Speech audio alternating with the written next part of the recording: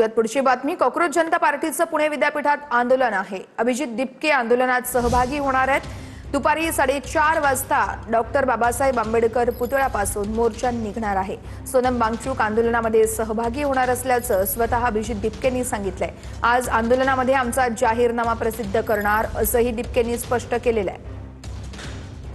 आजच्या आंदोलनामध्ये कोण सहभागी होणार आहे, काय आवाहन असणार आहे तुम्हाला की जंतर मंतरवरती जे आंदोलन झालं त्यावरती सुद्धा बरीच टीका झाली की सोशल मीडियावरती एवढे फॉलोअर्स पाहायला मिळतात, मात्र प्रत्यक्षात तेवढी गर्दी नव्हती। एका बाजूने टीका होते तर दुसऱ्या बाजूने कौतुक सुद्धा केलं जातंय। पुणेकरांना काय आवाहन असणार आहे आजच्या मोर्चामध्ये सहभागी? मला वाटतं जंतर मंतर तर पूर्ण भरलेलं होतं, अजून किती लोक पाहिजे, पूर्ण पाय ठेवायला जागा नव्हती, मला स्वतःला पाय ठेवायला जागा नव्हती, एवढी लोक होती। आणि दुसरी गोष्ट, आज सोनम वांगचुक जे आहे या देशातले सगळ्यात मोठे एज्युकेशनिस्ट जे आहे ते या मूव्हमेंटमध्ये सामील व्हायला येत आहेत।